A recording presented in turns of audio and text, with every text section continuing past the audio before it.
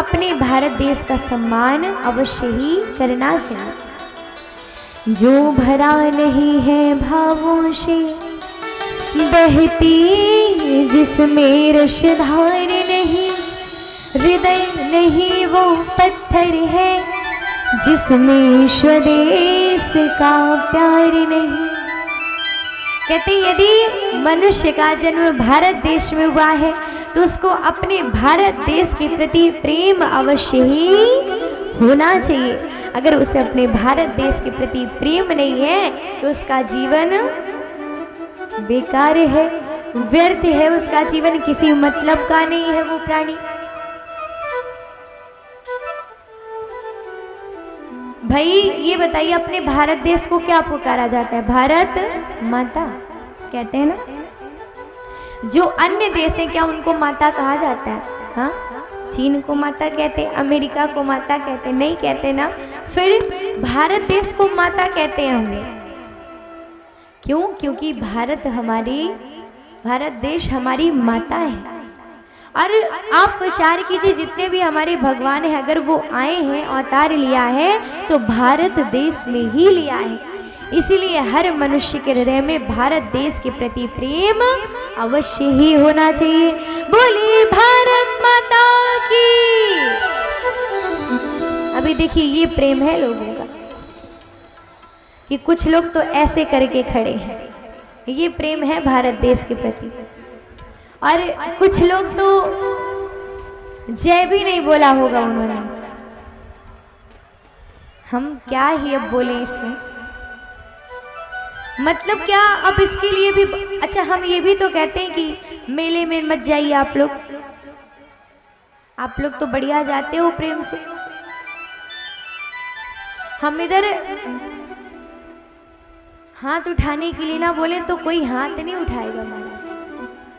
कितनी बुरी बात है। हाथ उठाने के लिए कभी बोलना चाहिए, जय बोलने के लिए कभी बोलना चाहिए, ये तो स्वयं से बोलने वाला विषय है, लेकिन आप लोगों को बताना पड़ता है।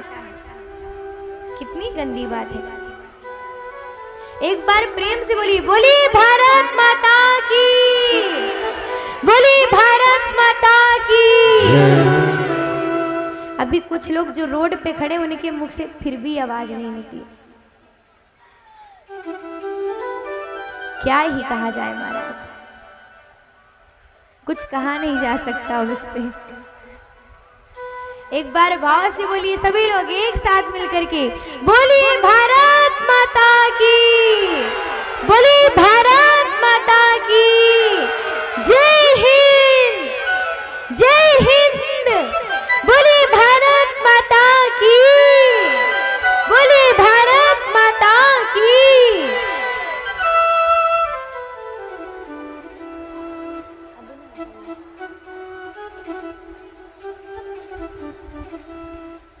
सो सुंदर भारत भूमि की महिमा का वर्णन किया गया।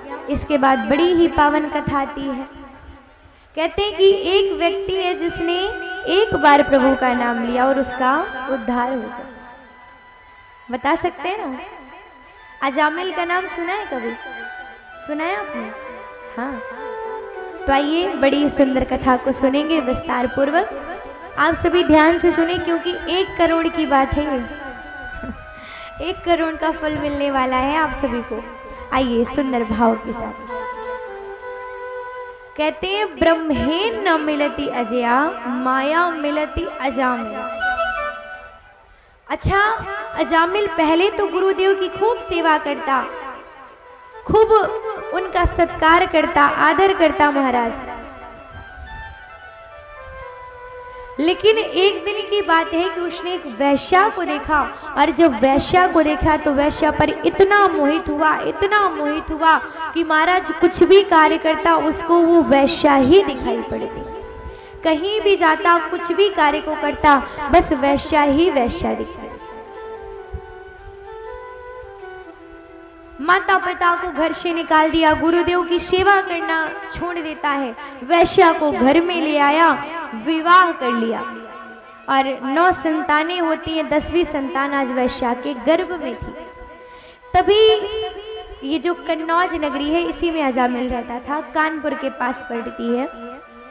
तो कन्नौज नामक नगरी में कुछ संत जनों का आगमन हुआ। और जब आज संत जन आए तो बालक खेल रहे थे, रात्रि हो गई थी, तो संतों ने पूछा, बेटा यहाँ पर कोई अच्छे ब्राह्मण है जिनके यहाँ हम भोजन पा सके? तो बच्चों ने उपहास में कह दिया, हाँ हाँ है ना, उनका नाम है अजामिल। महाराज सब जितने संत जन थे अजामिल के घर पहुंचे। अच्छा, अब पालन पोषण के लिए धन चाहिए तो अजामिल चोरी करना प्रारंभ करता। इधर चोरी करने के लिए बाहर गया हुआ था, तो संत जन पहुंचे, उन्होंने दरवाजा खटखटाया तो वो जो वैश्या थी वो बाहर निकली। हाँ महाराज, क्या कारण है, क्या बात है? देवी, हम तीर्थ यात्रा में निकले हैं, हमें देर हो गई है, तो हम आपके यहाँ भोजन पाने के लिए आए हैं। वैश्या ने मन में विचार किया कि जान जाएंगे कि मैं वैश्या हूँ तो पता नहीं क्या होगा। उसने कहा, महाराज यहाँ आपकी व्यवस्था ना हो पाएगी। संतों ने कहा, हम एक बार जहाँ पर निश्चय कर लेते हैं वहीं पर भोजन प्रसाद पाते हैं। वैश्या ने कहा, अच्छा। अब वैश्या अंदर गई तो अंदर जाकर के थाली में कच्चा सीधा लिया। कच्चा सीधा जान रहे? कच्चा आटा, दाल, कच्ची दाल, चावल इत्यादि जो भी था घर में लेकर के आई और संत जनों को दिया। अब संत जनों ने बढ़िया हरि भजन गाते हुए प्रेम पूर्वक भोजन को बनाया और 2 थाली अजामिल के घर भी भिजवा दी और स्वयं प्रसाद पा करके विश्राम किया। और जब विश्राम कर रहे थे तभी अजामिल बाहर से आए। अरे संत जनों को देखा, देखो तो कितने सारे यहाँ पर संत, मैं व्यर्थ में बाहर गया था, मैं तो आज इन्हों को लूटता तो खूब सारा धन मिलता। जबकि उसे ये नहीं पता कि संत जन सदैव दूसरों के कल्याण के लिए निकलते हैं, अपने लिए धन अर्जित नहीं करते बल्कि संसार के लिए और समाज के लिए धन को अर्जित करते हैं। और जो भी धन होता है समाज के कार्य में ही लगाते हैं महाराज। सो इधर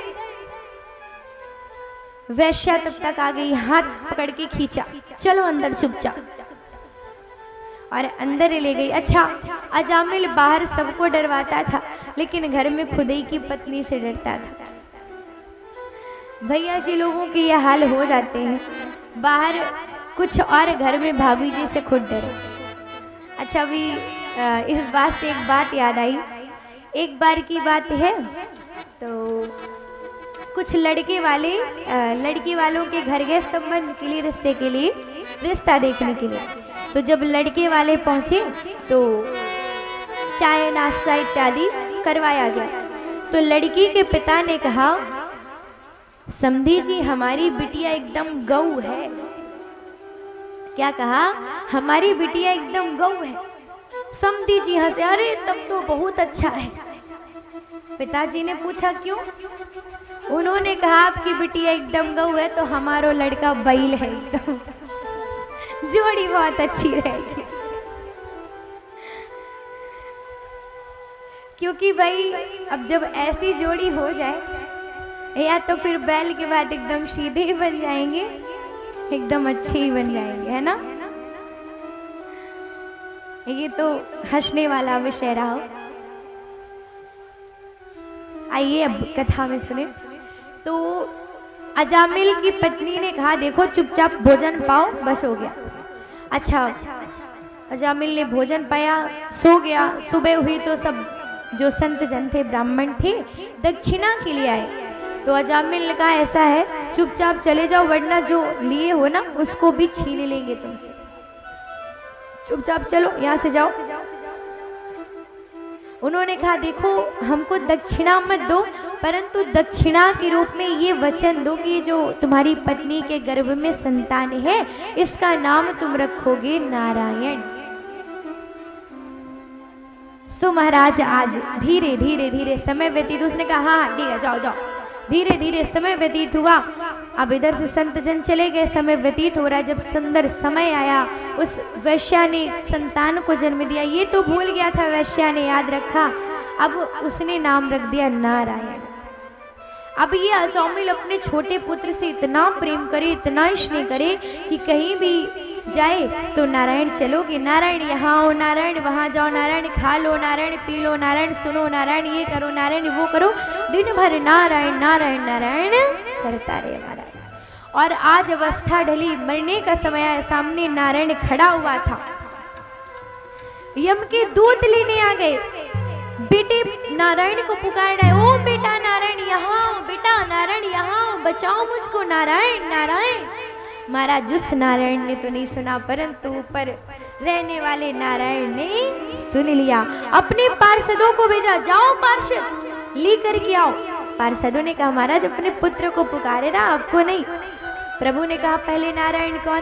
प्रभु ने कहा भाई, जब पूछा तो पार्षदों ने कहा आप, तो बोले फिर जाओ और लेकर के आओ। सो पार्षद आए, यमराज के दूतों को धक्का दिया और अजामिल को लेकर के चले। अजामिल जाकर के प्रभु के चरणों में गिरा। इधर दूत दौड़े दौड़े रस्सी वस्सी फेंकी यमराज जी के चरणों में। प्रभु हमको किसके पास भेज दिया? हाँ, हमको किसके पास भेजा? यमराज ने आज दूतों को बहुत सुंदर बात बताई। क्या कहा कि हे दूतों, याद रखो मरते समय जिसके मस्तक पर तिलक, जिसके गले में तुलसी की माला, या जिसने अपनी जीवा से भगवान का नाम लिया हो, कभी भी तुम उसको मेरे लोक लेकर के नहीं आओगे महाराज। इसीलिए कहते हैं हर एक मनुष्य को तिलक लगाना चाहिए, कंठी पहननी चाहिए। यहाँ पर तुलसी की माला किसी ने पहनी है? हाथ उठाइए। नहीं पहनी? अच्छा, इधर पहनी जी। अच्छा, पहनी क्यों जाती है? इसका भी कारण होगा। जब हम भगवान जी को भोग लगाते हैं तो उसमें तुलसी का पत्र डालते हैं ना। क्यों डालते हैं? क्योंकि वो भोग पवित्र हो जाता है, साधारण भोग से प्रसाद बन जाता है। तो भाई हर क्षण तो हमारे पास तुलसी का पत्ता हो नहीं सकता।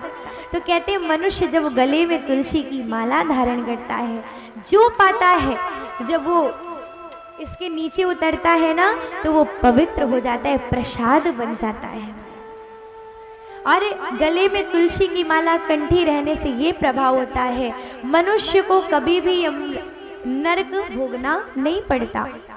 और इसीलिए कहते हैं तिलक भी लगाना चाहिए। चंदनस्य महत् पुण्यम पवित्रम पापनाशनम आपदा हरते नित्यम लक्ष्मी तिष्ठति सर्वदा। कहते जो मनुष्य चंदन लगाता है, भाई जरूरी नहीं कि आप हमारी तरह बड़ा सा ही लगाओ, ये तो हमारा दीक्षा वाला है सो हम लगाते हैं। आप लोग छोटी सी बिंदी, छोटा सा तिलक, हमारी माताएं भी पूजा करके छोटा सा तिलक लगा ले। कहते जिसके मस्तक पर तिलक होता है, चंदनस्य महत् पुण्यम पवित्रम पापनाशनम, मनुष्य को पवित्र कर देता है। आपदा हरते नित्यम, रोज हमारी आपदाओं का हरण करता है, पापों का विनाश करता है। और लक्ष्मी, जो व्यक्ति चंदन लगाता है उसके घर में लक्ष्मी जी आती है, लक्ष्मी जी का वास होता है। इसीलिए कहते हैं मस्तक पर तिलक, गले में तुलसी की माला और जीवा से भगवान का नाम लेते रहना चाहिए। अच्छा देखिए, यहाँ पर अजामिल ने कौन सा बड़ा कार्य किया? उसने जीवा से भगवान का नाम ही तो लिया। क्यों? प्रभाव क्या था? उसके पुत्र का नाम था। और हम सभी अपने संतानों से प्रेम बहुत करते हैं, तो इसीलिए अपनी संतानों का नाम भगवान के नाम पर रखा कीजिए। तो जब अपने पुत्र का नाम लेंगे तो भगवान का नाम रख देंगे। ऐसे नहीं चिंकू मिंकू पिंकू टिंकू सिंकू, हाँ जो भी नाम रख दिया, ऐसे थोड़ी ना नाम रखा जाता है। नाम का भी कुछ अर्थ होना चाहिए। जैसे एक दादी का नाम स्वीटी था। क्या नाम था? स्वीटी। तो जब बेचारी बूढ़ी हो गई तो दादाजी की आदत थी कि जब शादी हुई थी तब से नाम लेके पुकारते थे। तो एक बार मेले में वो खो गई, तो उन्होंने कहा, सबसे बताया मेरी स्वीटी खो गई, मेरी स्वीटी खो गई। तो महाराज सबने सोचा कि नातिन होगी इनकी कोई, हाँ छोटी सी बिटिया होगी। उन्होंने कहा अच्छा अब सब ढूंढे महाराज, सब छोटे छोटे बच्चों को पकड़ के लाई, ये तो नहीं है कहीं। उन्होंने कहा हमारी पत्नी का नाम है महाराज। तो भाई जब छोटे हैं तब तो ठीक है, अब बुढ़ापे में कोई आपको स्वीटी स्वीटी पुकारे सो कैसा लगे महाराज? हाँ फिर आप तो गूगल पे डालोगे XYZ जो भी नाम, रख दिया, ये गलत बात है। सदैव वो नाम रखिए जिस नाम का कोई अर्थ हो महाराज। कुछ मत करिए, निरंतर प्रभु का नाम लेते रहिए, गुणगान करते रहिए। और नहीं खुद के वश में तो भगवान से कहिए, भगवान आप ही हमको भक्ति में लगा लीजिए। आइए सुंदर भाव से हम सभी प्रार्थना करेंगे और इस बार कहना ना पड़े सभी लोग मीठी मीठी तालियां बजाते रहेंगे। मुझे दे दो भजन वाली वो माला, मुझे दे दो भजन वाली वो माला, मुझे दे दो भजन वाली वो माला,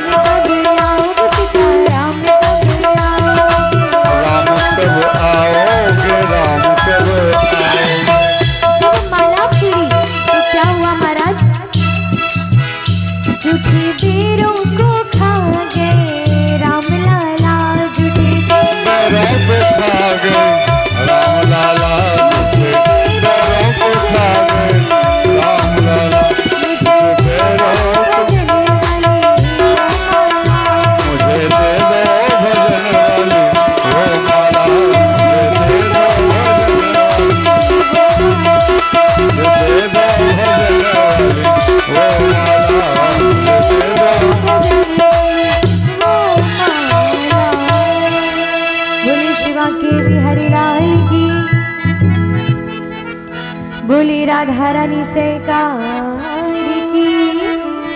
बोली श्रीमद् भागवत महापुराण